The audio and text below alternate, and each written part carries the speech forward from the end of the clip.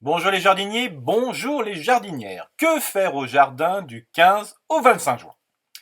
Après avoir listé les travaux au jardin pendant les 10 jours à venir, plusieurs infos seront abordées, comme la plantation des poireaux, la valorisation du bois mort avec la ébène-gesse et la gestion des pucerons noirs des fèves et d'autres plantes du jardin. Comment se fier à la lune pour programmer les activités au jardin? Deux rythmes lunaires sont pris en compte pour ces conseils sur le jardinage naturel, le croissant-décroissant et l'ascendant-descendant. Le rythme croissant-décroissant est facilement observable, c'est celui des phases de la Lune avec la nouvelle Lune, la Lune croissante avec le premier quartier, la pleine Lune et enfin la Lune décroissante avec le dernier quartier.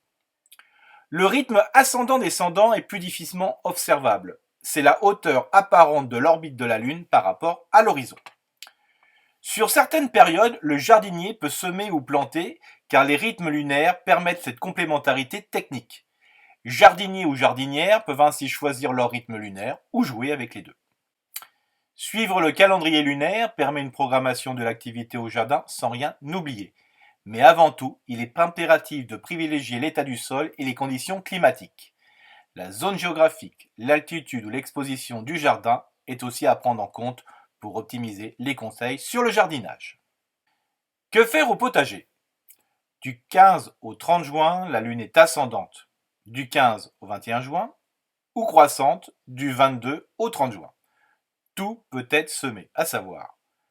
Alors en pleine terre, on peut semer le basilic, les betteraves rouges ou d'autres couleurs avec une graine tous les 10 cm, les blettes qu'on peut aussi appeler poirées ou bettes avec une graine tous les 10 cm, les carottes, tous les types de choux, 3 graines tous les 50 cm, les courges, les courgettes, les concombres, les cornichons, alors que là avec 2 graines par place pour l'ensemble de ces cucurbitacées, les épinards avec une graine tous les 10 cm, les haricots verts nains ou arames avec 5 à 8 graines par poquet, les laitues avec des graines ici et là, le maïs doux avec 2 graines tous les 30 cm, le melon avec 3 graines en place, les navets avec 3 graines tous les 10 cm, les pourpiers, les radis en mélange avec d'autres semis, les salsifis, les scorsonères, les tétragones et les plantes aromatiques.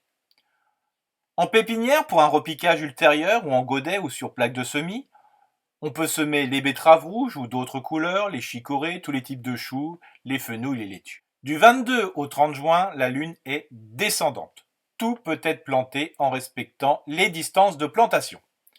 À savoir en pleine terre, le basilic, les pieds on les sépare de 30 cm, les betteraves rouges ou d'autres couleurs tous les 30 cm, les blettes, bêtes ou poirées tous les 30 cm, les chicorées tous les 30 cm en tous sens, pour les choux, différentes distances de plantation. Alors pour les choux raves, c'est 30 cm, pour les choux paumés, c'est 50 cm, et pour les gros choux, choux à fleurs ou de Bruxelles, c'est tous les 70 cm. On pourra aussi repiquer les cornichons, les concombres, donc 1 mètre si on fait une conduite horizontale et 60 cm si on fait une conduite verticale. Pour les courgettes, c'est tous les 1 mètre. Pour les courges, alors là, ça dépend vraiment des variétés. Donc là, ça peut être 1,50 m, voire 2 mètres pour vraiment les grandes courges. Les laitues, c'est 30 cm en tous sens. Les poireaux d'hiver, alors là, sur le rang, c'est 10 à 20 cm. Et entre les rangs, 30 cm. C'est aussi le bon moment pour travailler le sol et lui apporter des fertilisants. Du compost mûr à demi-mûr entre les rangs des légumes, pour pailler aussi les espaces nus avec des déchets verts du moment, ou pour pulvériser les plantes avec des préparations stimulantes, avec par exemple des préparations à base d'ortie, de consoude ou de prêle. Dans les autres espaces du jardin, que faisons-nous? Alors pour tout ce qui est massif au balcon, le jardinier poursuit le nettoyage des rocailles, des massifs ou des jardinières en coupant les fleurs fanées. Ce déchet peut être laissé sur place pour couvrir les parties nues ou être déposé dans d'autres espaces du jardin. Le jardinier sème les plantes bisannuelles ce mois, à savoir les pensées, les violas, les giroflées, les roses trémières, les œillets de poète de Chine ou les myosotis. Au verger ou dans les espaces de petits fruits, le jardinier ne fait rien côté entretien, sauf la taille des branches mortes ou malades. La taille en verre commence fin juin à début juillet. soyez prêt avec votre sécateur. Le jardinier change les bandes engluées entourant les troncs pour stopper les fourmis éleveuses de pucerons. Concernant l'espace de petits fruits, le jardinier complète les paillis des petits fruits palissés, comme les framboisiers ou les mûres, de ceux conduits en touffe, comme les cassissiers ou les groseilliers, ou des fraisiers. Cet espace est en pleine production. Attention à ne pas endommager les jeunes pousses porteuses de fruits en 2021 ou les années à venir. Les fraisiers émettent des stolons qui s'enracinent, ce qu'on appelle le marcottage. Le jardinier coupe le nouveau stolon après le premier pied-fille pour renforcer sa vigueur. Une autre technique, le jardinier peut planter dans la plate-bande des pots remplis de terreau de plantation ou d'un mélange de terre ou de compost. Il coince les pieds-filles à l'intérieur qui s'enracinent alors très rapidement. D'août à octobre, les pots sont ainsi facilement prélevés pour un autre lieu de plantation. Enterrer les pots évite l'assèchement trop rapide de la terre. Concernant les arbustes isolés de petite taille ou en haie, le jardinier poursuit la taille des arbustes à floraison printanière une fois leur défloraison, qu'ils soient conduits en haie ou isolés. Avant de sortir le sécateur, bien vérifier l'absence de nid. Si oui, attendre début août. Les déchets de taille sont broyés au broyeur ou déchiquetés à la tondeuse thermique, puis servent de paillis nourriciers et protecteurs dans différents espaces du jardin. Les arbustes à feuilles, troènes, lauriers, charmilles ou les résineux, comme les thuyas, sont taillés au moins 2 fois par an. Certains de ces arbustes fleurissent, le jardinier peut les tailler juste après pour favoriser les insectes pollinisateurs. Leurs déchets de taille peuvent être laissés au pied de la haie. Le passage d'une tondeuse thermique fragmente ces déchets verts qui sont ensuite poussés vers la haie grâce à un râteau à feuilles. Ce paillis améliore la résistance des arbustes à la sécheresse ou à la canicule, car ce sol couvert et plus riche en humus optimise la pluie et retient l'eau. Il faut savoir qu'un arbre taillé a moins de racines qu'un arbre conduit librement. L'équation est la suivante, moins de feuilles égale moins de racines. Plus un arbre est taillé, plus l'épaisseur du paillis doit être important. Ces dépôts de déchets organiques évitent aussi la levée de plantes indésirables, qu'on peut aussi appeler mauvaises herbes, et abritent des organismes vivants auxiliaires du jardinier. Attention, ne pas tailler les arbustes à floraison estivale, comme les arbres à papillons, la spirit Chine. Leur taille sera prévue d'octobre 2020 à mars 2021. Comme promis, voici les 3 infos de la semaine. Alors, concernant les poireaux. Alors, les poireaux sont repiqués jusqu'à début août, en fonction des variétés. Alors, je vous rappelle quelques variétés de poireaux. Vous avez le bleu de Solèze, vous avez le poireau de 40 ans, le monstre d'Elbeuf. Ce sont souvent des noms qui sont très imagés.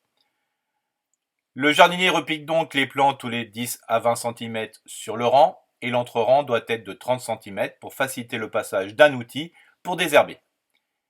L'idéal est de mélanger les rangs de poireaux, de carottes, de panais ou de céleri rave, ce qui va provoquer un bazar olfactif qui gêne la venue de prédateurs comme les mouches. Une petite astuce, pour garder l'honneur, si un rang de carotte est très clair en raison d'une mauvaise levée, les trous peuvent être bouchés par des poireaux. Bien sûr, avant de planter les poireaux qui doivent être de la grosseur d'un crayon, le jardinier les habille en coupant la moitié des racines et un tiers des feuilles. Cette technique facilite une reprise rapide des plants potagers.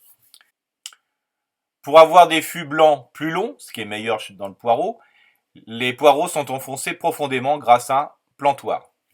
Plusieurs semaines après, ils seront butés et paillés. Pour éviter les attaques de mouches ou de teigne du poireau, la meilleure solution est la mise en place d'un filet anti-insectes. Cette technique n'est pas idéale pour les jardiniers pressés, mais c'est quand même la technique la plus efficace. La deuxième info concerne ce qu'on appelle la haie Hermann-Benjes. Alors c'est une méthode de valorisation des déchets d'élagage.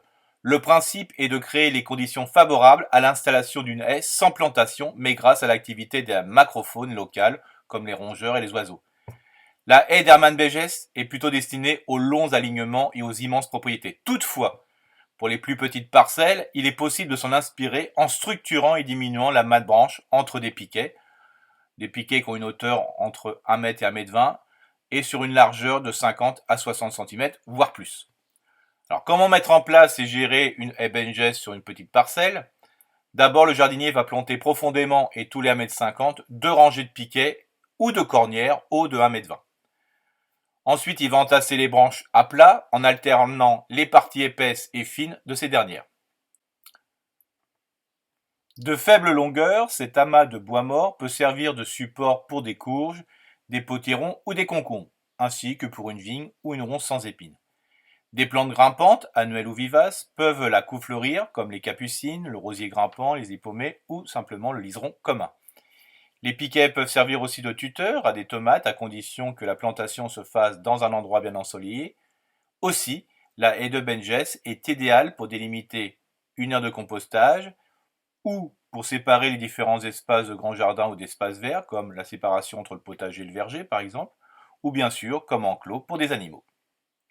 La troisième info concerne le puceron noir de la fève. Ce puceron noir, dont le petit nom en latin est Aphis fabae, provoque le recroquevillement des pousses, empêche la formation des gousses et affaiblit en général la plante. De la fumagine, qui est un champignon noir, se développe sur le miella de ces insectes. Le miella, c'est ce qu'on appelle le caca de puceron. Le jardinier retrouve ces pucerons d'ailleurs sur les capucines, les petits pois, la rhubarbe, la viande ou les dahlias. Un puceron noir n'est pas forcément le même puceron noir. Sur le cerisier, par exemple, le puceron noir du cerisier n'a rien à voir avec ce puceron noir-là, et le puceron noir du cerisier ne va pas affecter ni les fèves, ni la rhubarbe. Pour la fève, le jardinier peut pincer la partie infestée, simplement en coupant la pousse infestée avec les doigts. Sinon, il utilise des préparations maison à base de plantes aromatiques, comme la lavande ou la mélisse citronnelle. Il en fait alors des infusions. Alors je vous rappelle, c'est 100 g de plantes pour litre d'eau. Le jardinier met une casserole sur la gazinière, il laisse frémir l'eau, et une fois que ça frémit, il retire la casserole du feu et il plonge les plantes jusqu'à refroidissement. La pulvérisation faite le soir est sans dilution. Enfin, bien sûr, le jardinier peut utiliser le fameux savon noir. Le club Relais Jardin et Compostage vous souhaite un bon jardinage et bien sûr, à la semaine prochaine.